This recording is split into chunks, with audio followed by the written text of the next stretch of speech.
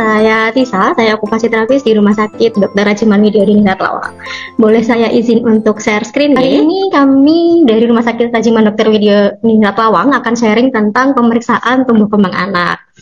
Nah, boleh kenalan dulu. Sebenarnya tadi udah sempat di awal gitu ya, saya akan menjelaskan sedikit apa sih okupasi terapis gitu ya. Kadang kita tuh tahu anaknya ini mau diapain ya sama OT gitu.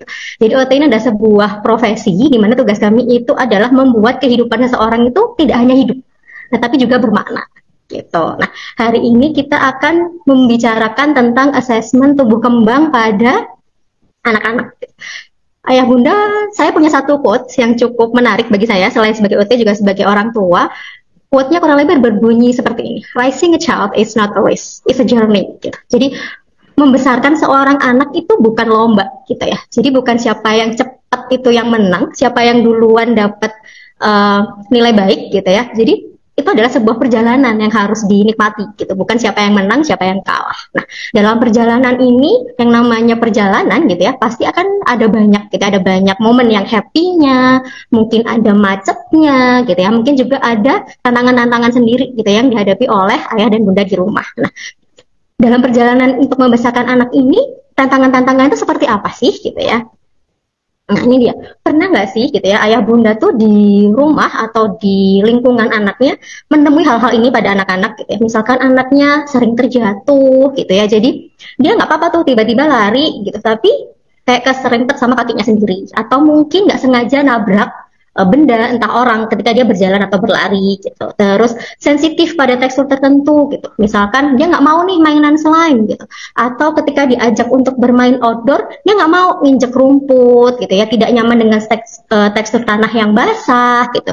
Atau juga bisa sensitif terhadap suara dan cahaya. Nah, sensitif ini bisa over atau bisa kurang gitu ya. Jadi pernah nggak ada ayah dan bunda yang kalau bundanya lagi masak di rumah, terus lagi pakai blender, nah anak ini langsung bereaksi yang langsung tutup telinga, dia pergi menjauh gitu ya, dia marah karena bunda ini berisik banget buat aku gitu. Atau mungkin juga ini yang sering tidak disadari adalah sensitivitas terhadap cahaya gitu. Ada anak-anak yang baru bisa tidur kalau lampunya itu beneran gelap, atau justru sebaliknya nggak bisa tidur kalau lampunya mati gitu. Jadi harus ada cahaya. Terus pernah juga nggak melihat bahwa dia menolak interaksi gitu ya, menolak ini tidak selalu tidak mau terlibat, tapi juga kayak ketika teman-temannya main, dia nih di tahap yang ya udah deh aku duduk sendiri aja, gitu, aku nggak mau bareng-bareng gitu. Atau ketika diminta nulis, dia nggak mau, dia marah-marah gitu ya, dia kesulitan untuk menulis. Bisa jadi anaknya di rumah itu terlalu aktif gitu ya, semuanya dipanjat. Atau dia ada tipe anak yang ya udah deh bunda aku maunya tiduran aja gimana? Aku guling-guling aja deh, gitu, nggak mau bergerak. Gitu. Nah ini juga salah satu hal yang cukup sering dialami anak-anak, yaitu tidak mandiri, gitu ya. Nah pada anak-anak kemandiriannya memang sedikit berbeda. Contoh paling simpelnya adalah ketika bermain, pernah nggak sih anaknya menolak untuk tidak membereskan mainan dan berujung orang tuanya yang beresin gitu.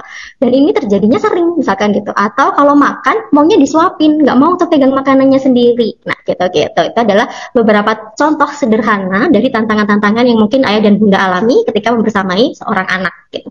Tapi yang namanya perjalanan kan nggak cuma ada tantangan ya. Kita tuh butuh banget yang namanya maps gitu ya. Nah kalau ibaratnya Google Maps-nya dalam perkembangan anak ini adalah screening pemeriksaan tumbuh kembang. Nah, itu akan membantu kita untuk, ternyata aku sudah berada di jalur yang benar nih tentang pertumbuhan anakku. Ternyata, sepertinya aku nyasar nih, salah belok, gitu. Aku harus segera kembali ke jalur yang sesuai. Nah, maps-nya dalam tumbuh kembang ini apa sih, ayah bunda? Adalah screening. Gitu. Nah, ketika kita mendengar tentang kata-kata screening, kemudian pemeriksaan, gitu ya, pasti udah kayak, anakku nanti diapain ya? Apakah dia akan dipaksa duduk? Apakah dia akan mengerjakan ujian, gitu ya, ataukah akan dia di interview, gitu. Nah, di sini saya akan menyampaikan sedikit sebenarnya bagaimana sih pemeriksaan okupasional terapi itu dilakukan. Ada sedikit video, boleh kita tonton bersama ya.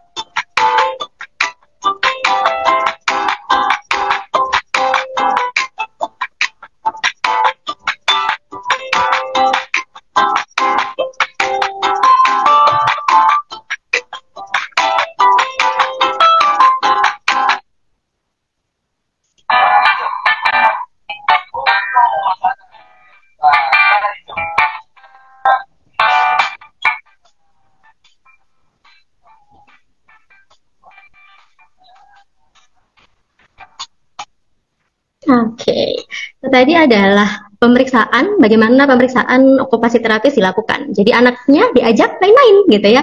Walaupun judulnya adalah assessment atau screening tumbuh kembang, tapi yang dilakukan oleh okupasional terapis adalah mengajak anak ini untuk terlibat dalam permainan menyenangkan yang bermakna gitu. Mungkin kalau ayah bunda tadi lihat ada nih anaknya diajak main kereta-keretaan gitu ya. Tadi ada Zaki diajak main kereta-keretaan. Mungkin mikirnya main kereta-keretaan ngapain? Apa yang bisa di assessment gitu ya. Tapi dari situ akan banyak sekali hal gitu ya. Kemampuan dia memahami perintah, bagaimana kognisinya, bagaimana kemampuan bahasanya gitu ya. Terus tadi ketika melihat anaknya cuma disuruh meniti, melompat atau manjat gitu ya. Tapi ketika anak itu meniti, yang bisa kita lihat adalah perkembangan keseimbangannya sampai mana sih gitu. Kemudian kontrol postural tubuhnya bagaimana sih kontrol posturnya. Ketika meronce, oh kita jadi tahu nih kemampuan motorik halusnya seperti apa, kemampuan problem solvingnya gimana gitu. Nanti setelah pemeriksaan selesai, akan ada konsultasi dengan orang tua, di mana kita saling tukar informasi gitu ya, mengkonfirmasi. Jadi kadang tuh anak-anak tuh ada yang gini, di sekolahan dia bisa, di rumah dia nggak bisa, atau sebaliknya. Gitu. Nah biasanya kita akan lakukan cross check dengan orang tua. Nah nanti pada tanggal 24 dan 25 kita akan melakukan pemeriksaan ini gitu. Jadi apa sih pentingnya mendeteksi keterlambatan tumbuh kembang dalam anak gitu. Hal ini sangat penting seperti yang saya sebutkan tadi, ketika kita berjalan gitu ya, akan lebih baik ketika kita punya maps-nya, kita punya rutenya gitu. Jadi ini akan membantu kita untuk tahu perkembangan anak kita itu sudah sesuai atau belum. Kalau belum, kira-kira stimulasi apa sih yang bisa kita lakukan supaya perkembangannya ini optimal. Nah, pada hari Senin dan Selasa minggu depan, yang akan kami lakukan pemeriksaannya meliputi 4. Yang pertama adalah ada short sensory profile. Pemeriksaan ini adalah salah satu assessment untuk menilai perkembangan sensoris anak yang meliputi sensitivitasnya terhadap sentuhan, rasa, bau, gitu ya, gerakan, kemudian apakah dia mencari atau menghindari sensasi, apakah gimana dengan stimulasi pada pendengaran, apakah dia mengalami rendah energi, dan juga bagaimana penglihatannya. Kemudian ada yang kedua namanya Denver. Screening ini digunakan untuk melihat gitu ya bagaimana perkembangan kemampuan perilakunya, perilaku sosial gitu ya, motorik halus, motorik kasar pada anak gitu. Kemudian yang ketiga yaitu WIFIM, di mana kita akan menilai kemandirian anak dalam 3 domain utama. 3 domain utama ini adalah perawatan diri, kemampuan mobilitas, dan juga kognisi. Selain itu juga ada pemeriksaan kognitif dan sosioemosional, di mana pemeriksaan ini tujuannya adalah memberikan kita gambaran tentang bagaimana anak ini berpikir, menalar sesuatu, gitu ya, memecahkan masalah, bagaimana dia mampu memahami emosi yang sedang dia rasakan, dan caranya untuk menyampaikan emosi itu kepada orang lain, gitu. Nah, seperti yang disampaikan Dr. Niar di awal tadi, bahwa dari 4 pemeriksaan yang akan kita lakukan, 2 diantaranya akan kami bagikan terlebih dahulu, yaitu the short sensory profile dan briefing untuk diisi oleh orang tua maupun caregiver. Nah, caregiver di sini bisa boleh orang yang memang menemani anak ini di kesehariannya. Kemudian untuk yang Denver dan kognitif sosioemosional akan dilakukan oleh teman-teman okupasi terapis. Lalu ini adalah sedikit gambaran tentang short sensory profile gitu ya. Jadi short sensory profile itu bentuknya akan seperti ini, di mana ada beberapa item. Ini contohnya adalah sensitivitas pada sentuhan, di mana akan dinilai dengan 5 kategori, yaitu selalu, sering, kadang, jarang, dan tidak pernah. Gitu. Boleh saya sedikit contohkan, misalkan nih, kita ambil di assessment nomor 1 gitu ya. Anak menunjukkan kesulitan selama perawatan diri, misalnya berontak atau menangis saat memotong rambut, mencuci wajah, dan memotong kuku gitu. Jadi contohnya begini, kapan sih ini diisi selalu gitu. Ketika 100% waktunya, misalkan ketika memotong kuku nih 100% waktunya dia selalu menolak gitu ya. Kemudian sering itu adalah 75%-nya gitu. Jadi misalkan lagi nih, anak tidak suka berjalan tanpa alas, khususnya di pasir atau di rumput. Gitu. Misalkan mama dan ayah dan bunda itu ngajak anaknya ini untuk main outdoor ke lapangan tuh 4 kali dalam seminggu, gitu ya. Dari 4 kali kita main ke lapangan, gitu ya, 3 kalinya anak ini tuh menolak berjalan tanpa alas. Maka jawabannya adalah sering, gitu. Nah, kadang-kadang berarti dari 4 kali kita ajak dia main outdoor, 2 kalinya nih dia nggak mau nginjek tanah atau rumput yang basah gitu. Ketika jarang berarti dari sekian banyak pertemuan 1 kalinya, dari 4 kali pertemuan 1 kalinya dia menolak. Apabila tidak pernah, maka memang anak ini tidak merasa tidak pernah menolak ketika diajak untuk bermain misalkan tanpa alas kaki gitu ya Bunda. Kemudian yang kedua adalah weaving. Weaving ini bentuknya, cara pengisiannya kurang lebih sama dengan kita mengisi DSSP gitu. Di sini ada beberapa item. Nah, bedanya dengan short sensory profile, pengisian weaving ini dia scoring gitu ya. Jadi ada nilai mulai dari 1 sampai dengan 7. Nah, ada 1 ini mulai dari bantuan total sampai dengan mandiri tanpa alat bantu gitu. Ini agak sedikit tricky memang, karena pasti ayah bunda mikir nih, yang namanya mandi dengan supervisi itu kayak gimana ya Kak gitu ya.